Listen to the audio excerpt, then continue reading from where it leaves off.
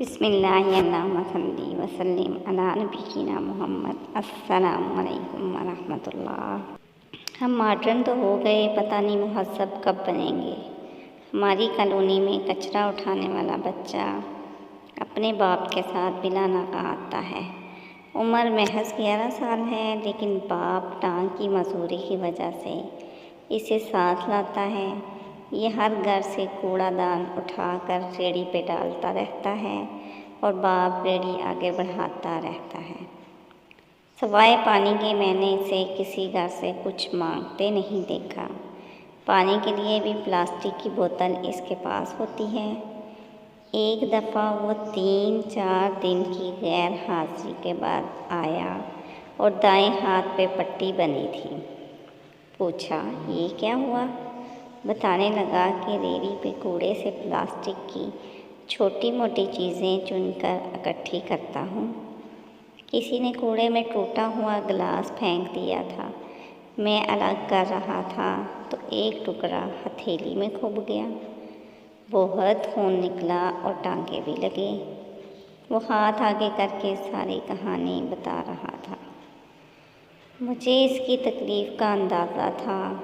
پتہ نہیں مرہم پٹی کہاں سے کروائی، لیکن اب کچھ دن کے لیے اسے دوسرے ہاتھ سے اور ایک ہی ہاتھ سے کام کرنا تھا۔ اور ایک ہاتھ سے کام کرنا کس قدر مشکل ہے۔ وہ آگے بڑھا اور کوڑا اٹھا کر چلا گیا۔ میں سوچ رہی تھی ہم اپنے حلقہ احباب میں تہذیب یافتہ کہلانے والے ان چھوٹی چھوٹی باتوں کا آخر خیال کیوں نہیں رکھتے؟ خواتین ٹوٹے برتن کی کرچیاں، کیل وغیرہ اور مرد استعمال شدہ بلیڈ کوڑا دان میں یوں ہی پھینکنے کی بجائے کسی شاپر یا اخبار میں لپیٹ کر پھینکیں تو کتنا وقت لگتا ہے۔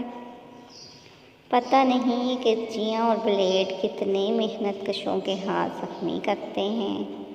ہمارے لیے کچرا ہوتا ہے، مگر کسی کے لیے اس کچرے میں بھی رزق ہوتا ہے۔ جانور بھی تو اسی کچرے سے کھانا تلاشتے ہیں۔ جانے کتنے بے زبانوں کے منہ زخما جاتے ہوں گے۔ میں نے کوڑے کے ڈھیر سے کئی بچوں کو پلاسٹک اور لوہے کی بیکار چیزیں چنتے دیکھا ہے۔ حتیٰ کہ کئی بچے تو اسی کوڑے سے کھانا نکال کر بھی کھاتے ہیں۔ میں نے کوڑے کے ڈھیر پر خواتین کے سینیٹری پیڈز اور بچوں کے گندے ڈائپرز بھی کھلے پڑے دیکھے ہیں۔ وہ تمام ذاتی استعمال کی چیزیں جو مرد و خواتین کو اپنے ہاتھوں سے ڈسپوز آف کرنی چاہیے، وہ کھلے عام کوڑے میں پھینک دی جاتی ہیں۔ اس ملک میں غربت اتنی ہے کہ کئی گھرانے کوڑے کے ڈھیر پر پلتے اور وہیں سے رزق تلاشتے ہیں، لیکن ہمیں کچرا پھینکنے کی بھی تمیز نہیں۔ کم از کم ان معصوم محنت کشوں کا خیال کرنا چاہیے جو اس کچرے کی ایک ایک چیز کو ہاتھوں سے الگ کرتے ہیں۔ کتنوں کے ہاتھ زخمی ہو جاتے ہیں اور کتنوں کے ناپاک۔ ہم ماڈرن تو ہو گئے، پتہ نہیں مہذب کب بنیں گے۔ السلام علیکم ورحمۃ اللہ۔